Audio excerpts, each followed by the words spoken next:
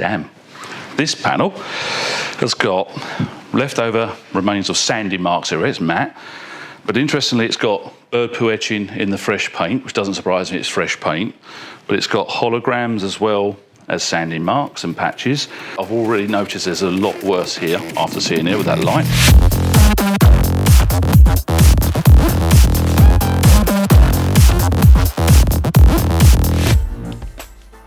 Here's an interesting part of this vehicle, or area of this vehicle.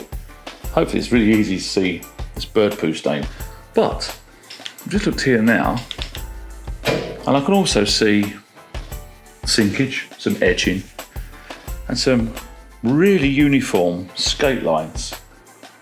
And I'm trying to work out if it's someone's tried to polish the bird poo away, or actually it's a result of this panel's been repainted in the past and someone's polished it badly. I don't think we're ever going to know.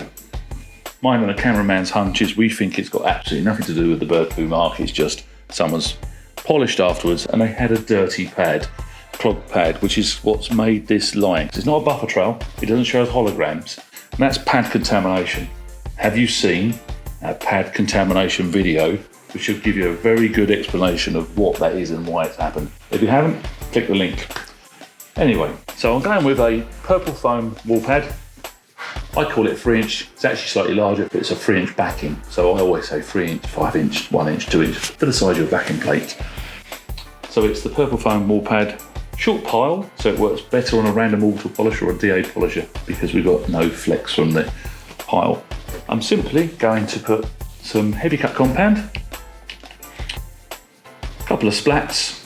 I'm going to put it on the panel at low speed and let it prime up. So I'll do that first, turn it on, turn the speed down. You see how that started to rub in and prime in. This pad's got a reasonable amount of cut. I wouldn't go really mad straight away. I mean, compared to a lot of foam pads, this is more aggressive and it's perfectly suited for a random orbital or dual action polisher.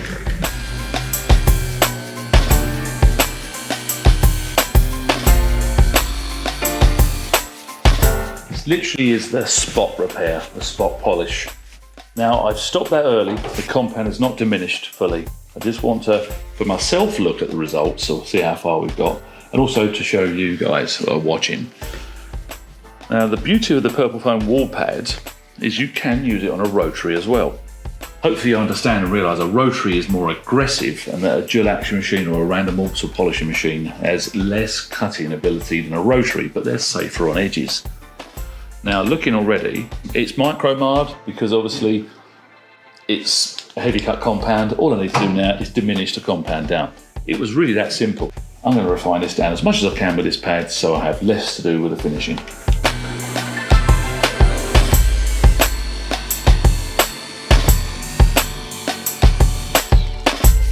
Do you notice how I've not been tempted to pick that compound up while polishing?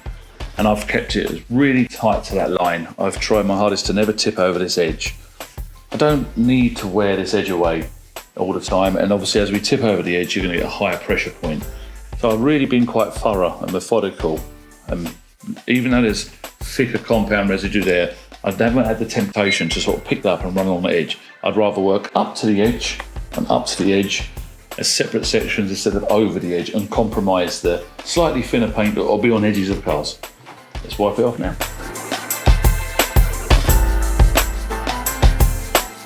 I can actually see the faintest tiny little patch there.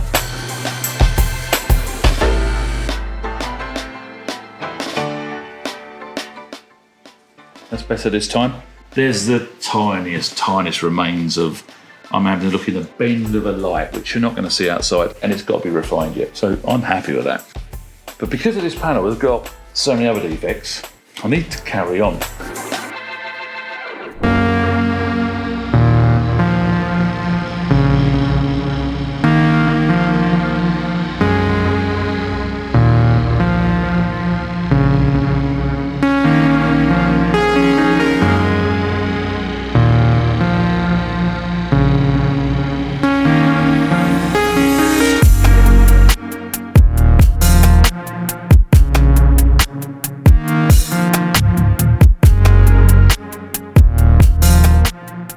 So I'm about to polish this lower part of the quarter panel with a SDO pad and a 12mm orbit machine.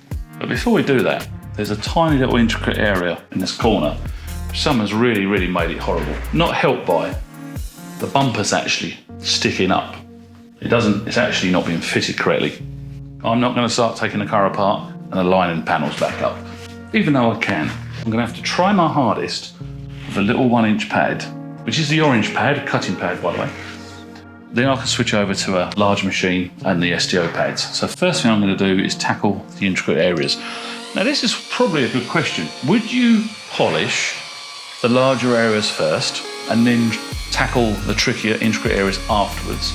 Or do you do them first? The intricate areas first and the larger areas afterwards? Both end up the same results. I prefer to try and get all the harder work done first, so you're left with all the easier work last. And as I thought, it's much better, but there's still a little tiny piece to do in the corner. It really is in tight. Now, again, I might even have to hold the bumper down, but I'll give it one more go because the rest is corrected. It's just really tight on those edges. By the way, I'm using a heavy cut compound. Notice how I'm putting the compound this time round on the edge, spreading it out, because obviously it's right on the extreme parts of this pad is where I need to cut so that it goes into this corner. It's going to make a little bit of dust, a little bit messy, so be it, it's rough cut.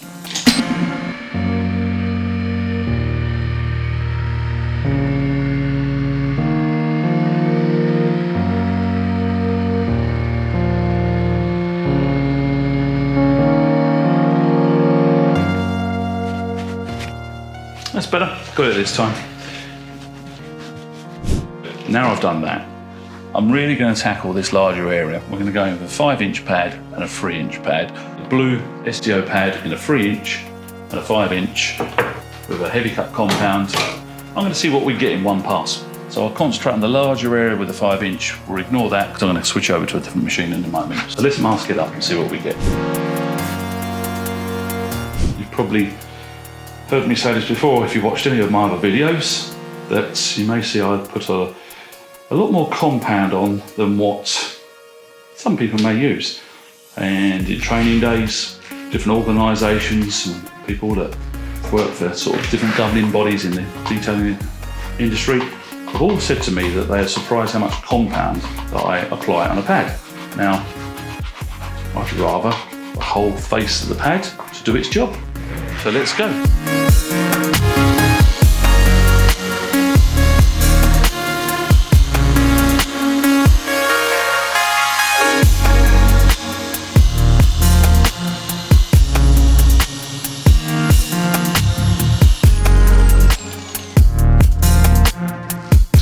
So what I'm going to do is obviously wipe it down. It's dry at the moment.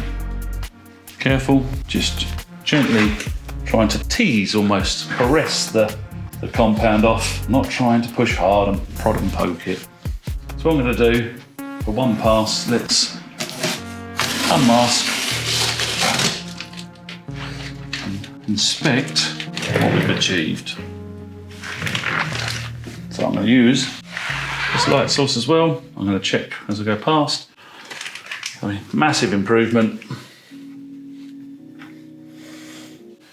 Put the light at different distances. Good tip there to do that because that can flood and bleach the look. Further back you go, the better it becomes at seeing the defects and being picky. I might be able to do it one more pass, but many people always say to us, Lake Country Manufacturing, we make tons and tons of pads. Why do you have so many pads, Kelly? Well, already you can see this is a different machine to other videos. I'm always using different machines and different size orbits, different size throws, different speeds, different OPMs, rotary, gear driven, DA or random orbital polishers. Really truthfully, there's so many machines out there. What we've done is made pads for every type of machine available on the market.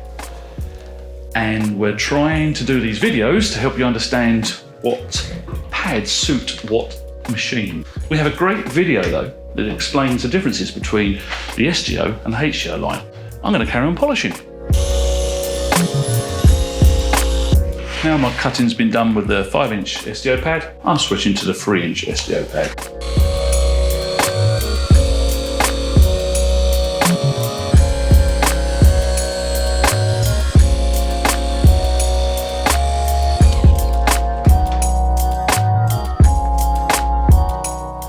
I've now finished the heavy cut, so what I'm going to do is alcohol wipe that area down.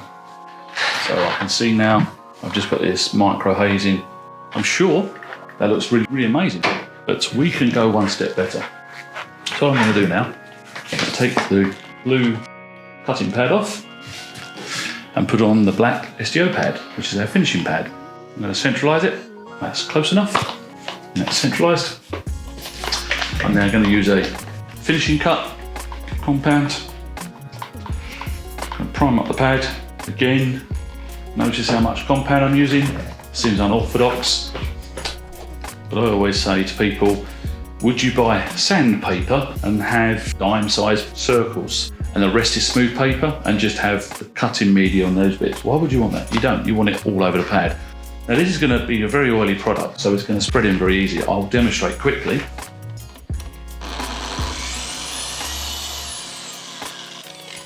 You can see I didn't need to rub it in my fingers. So the very oily compounds, the very fine cutting compounds, the compounds you'd finesse with, dual with, finish with, they spread very, very easily. So all that's left to do now is to actually correct it. But before we do that, I'm going to mask up half and half to show you what the results can be from extra finishing.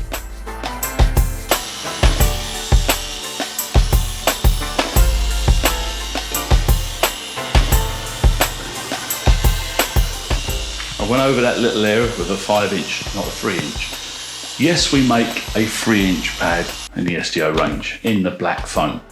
So why did I do that there? So let me go back to the heavier cut pad. This is a very firm pad, you can see there. Whereas the finishing pad is unbelievably soft, look at it. So this is a real important tip that I see a lot of people, even professionals, make this mistake. When I polished here, I was following that radius, that join line, that edge. I always say polish up to the edges, not over the edges. Every sway's line. These will be, or can be, thinner on clear coat paint, just because of the way physics, especially if it's a panel that's been laid down flat, it runs away from high spots. So with this firm pad and a heavy cut compound, if I was to do the same there, I'm prematurely wearing this edge down far more than the either side where the swirls are. So I now used this pad and went up and along this edge and then used the 3-inch, the same thing. I never really kept going over. So we've got a heavy cut compound and a very firm pad. Now we've got this finishing pad and finishing compound. I've measured the amount of clear coat removed when doing some sort of finishing stage. I genuinely believe, because I think after 10 times I couldn't measure anything with a paint thickness gauge. It's unmeasurable. This is such a fine cut and it's so soft. As you go over this edge, it just conforms. It's very easy, it conforms around the edge. So now I can go over the whole area. There are times though when I do actually need a 1-inch, 2-inch or 3-inch finishing pad, when there's just areas I just physically can't get to. It's more your supercars. But anyway, I've waffled on. Let's wipe this off and have a look what it looks like. Clean cloth, start fresh, carefully wipe it off. So I'm going to check now, and it's really, really obvious to me, really, really obvious that obviously we went from a really swirly car. It's a little sneak preview of another video. That's how bad it is. Then you've gone to this finish stage, and there you have with your heavy cut and finishing. Hope that's been helpful. Again, 2 stages, soft, delicate paint, looks amazing. Wasn't difficult. Didn't use the orange pad, it was just the heaviest cut and then the finishing to give us great results. I'd probably recommend on light swirls, the orange pad, the medium sort of cutting pad. I wouldn't go on so heavy with the blue pad, but this is not your normal work. It's got really bad damage in there from the body shop. Thanks for watching, I'm Kelly Harris, goodbye.